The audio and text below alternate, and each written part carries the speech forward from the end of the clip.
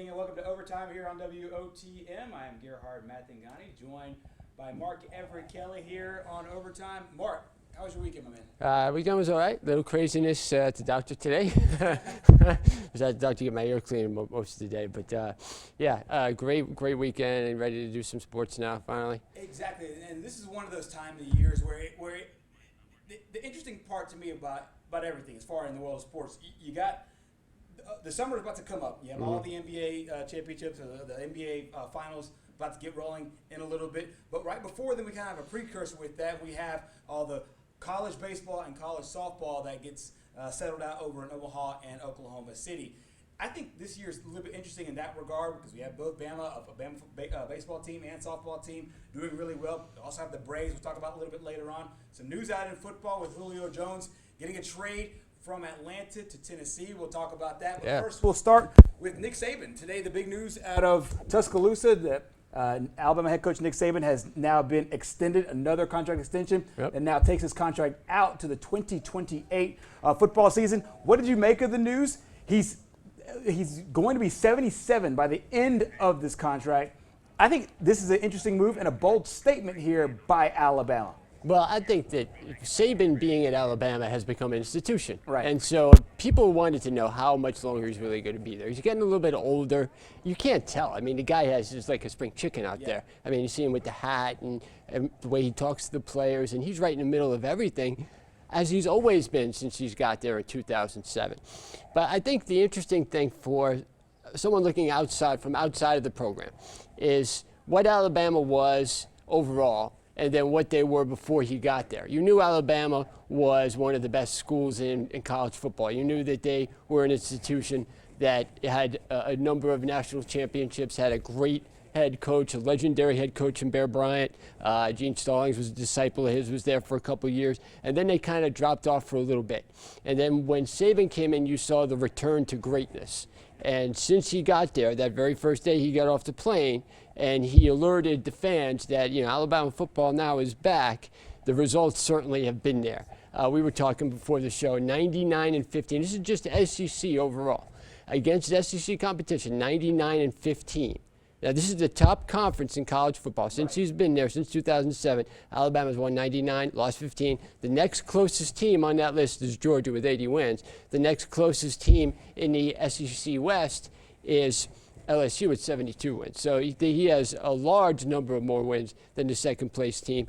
Everybody else in that division has been inconsistent all the other years. You look at how many games he's won, something like 41 straight games against the SEC East. The last time he lost to them was, South Carolina back in 2010, for crying out loud.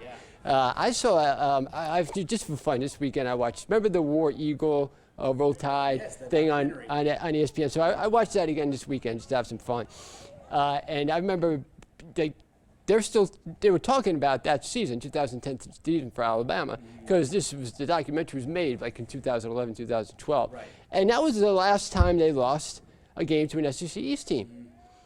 Since 2010. I mean, that's insane. And we're talking to the premier conference in college football.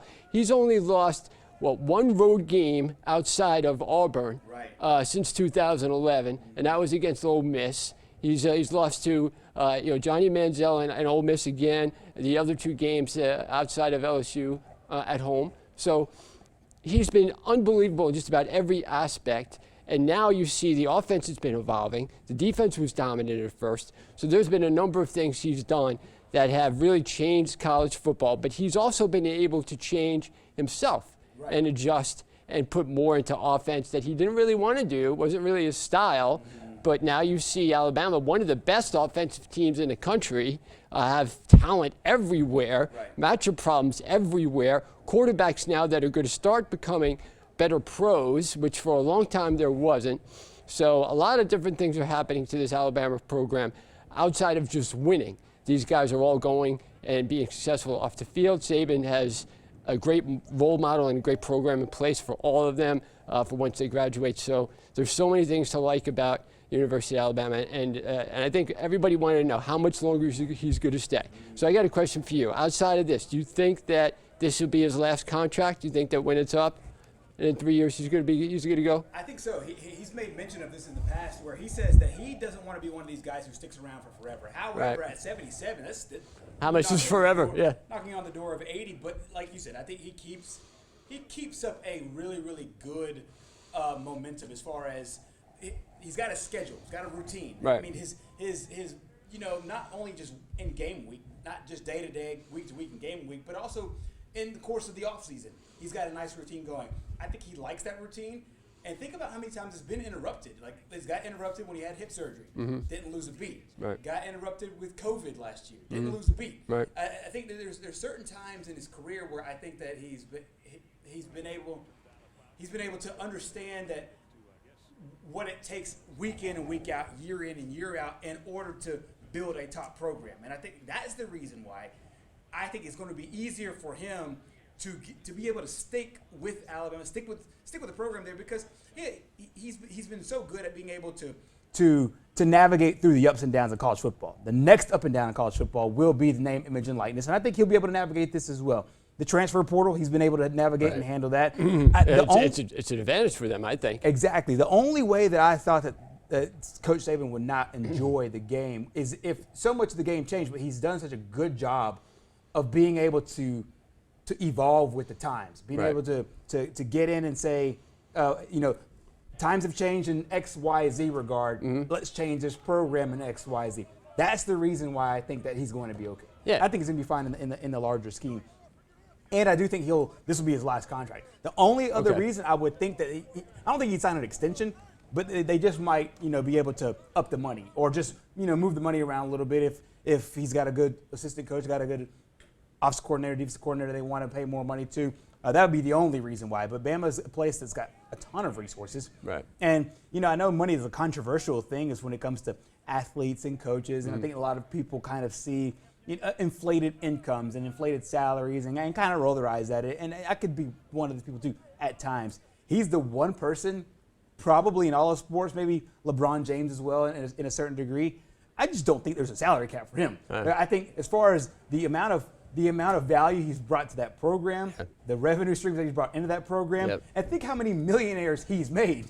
From a player standpoint, from a development standpoint, just developing high school players and the college players that go to the NFL draft, to also coaches. Oh, sure. You take a guy like Steve Sarkisian, who is, kind of on the outs as far as the coaching the rehab program when you go in here. Exactly. You go to the rehab program, you sign with another school, and then you make more. So his value to me is infinite, indispensable. Yeah, sure. And so to me, you cut him a blank check. He stays how long he wants to stay. But to answer your original question, I do think this will be his last year. Yeah, and the other thing is, what has he done to the economy at Alabama?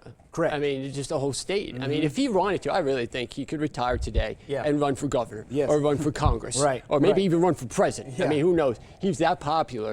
And I think so many things that he's done for guys off the field, the advice he gives, the fact that he's a good example, and the fact that he lets them be who they are. He doesn't try to change them, try to force his views on any of them, but yet they still love him, and they still follow him, and they still respect him for everything he represents. And one of the things he said, I remember in that documentary, was, there was a lot of going back and forth between Alabama and Auburn fans, and there's a lot of, I don't want to say hatred, but, there was a lot of competition, let's just say, between the two organizations, or the two colleges, which is like organizations. They are now, I guess, organizations.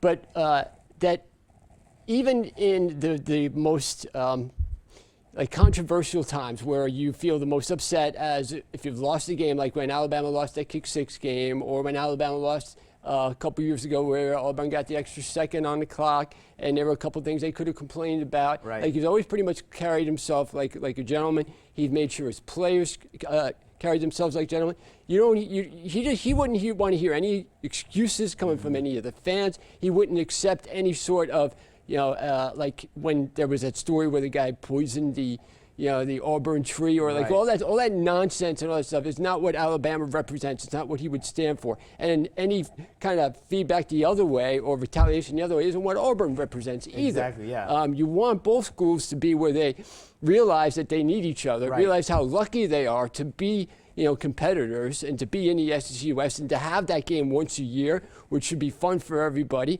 and to leave it at that. You compete. You play to win, but after the game, you shake hands and you go back to, everybody's brothers off the field, Right. especially now when you look at how so many people are suffering.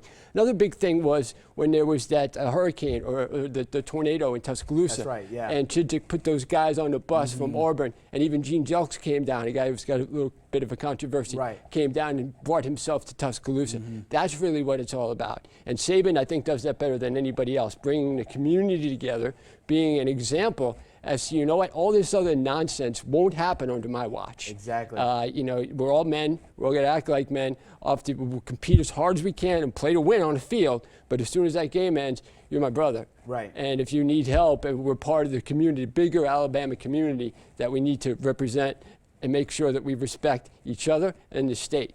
Exactly, and honestly, there's another part of that too, where you brought up the tornado and you brought up just the small adversities that come up, and I think that Alabama is probably one of the top schools that handled the pandemic really well as well. And you talk about Najee Harris and some of these guys that led movements on both ends, led the movement to start playing again. You know, and kind of became leaders on that.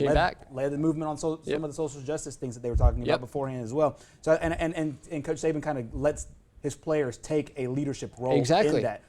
Alex Leatherwood was in that. Najee Harris was in that. And Coach Saban obviously comes from a very, very different time in all of sports, and I think it's well commended. And Coach Athletic Director Greg Burns said he is the greatest coach in college football and probably in all of sports. So it doesn't surprise me at all that they want to lock him up. And just for some of the details on that contract, it'll run through February 28, 2029. So the 2028 football season. And he'll be 77 years old by the time it all ends. But like you said at the top of this, I honestly think that he could stay for the whole time. Yeah, but you also look at the fact that, you know, Bear Bryant is an absolute legend. Oh, yeah. And he's more popular than Bear Bryant, I think. Maybe I'm committing heresy here. But I think he's just as popular, if not more popular than Bear Bryant, who was a total institution. The guy's like a god. Like I said, when I was watching a football game over at my friend's house and a Bear Bryant picture fell off the wall, there had to be like total silence for about a minute. You know, like bow your head and you put it back up and, you know, wait.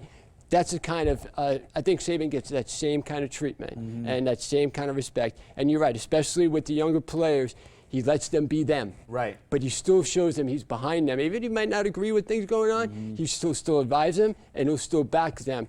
And I think that's really what they respect about them. Exactly. And I honestly think Alabama's doing a good thing of keeping him on for another a bunch of years. A lot of people in the SEC not really. Maybe not looking forward to that. They want to go back to the Mike Shula days and the Dennis Franchione days, Mike Price days where they didn't take the job because of something. But exactly. Yeah, okay. 100%. Bama's secure with head coach Nick Saban. Coming up next year on Overtime, we'll shift gears over to college baseball. We're in a position now in the tournament where we're moving from the regionals over to the super regionals. We'll recap one season and let you know who's marching on coming up next.